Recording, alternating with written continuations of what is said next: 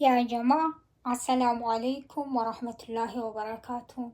እንደምናችሁ የነጆም ኩኪንግ ቤተሰቦች ደህና ናችሁ ወይ? ያው ኬክ የሆነ ዳቦ ጋግሬያለሁ። ኑ እንብላ።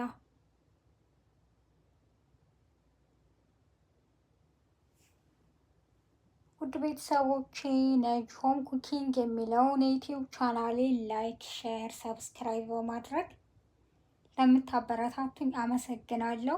አዲስ ለምትመጡ ቤተሰቦቼ ላይክ፣ ሼር፣ ሰብስክራይብ በማድረግ የነጆም ኩኪንግ ቤተሰብ ይሁኑ።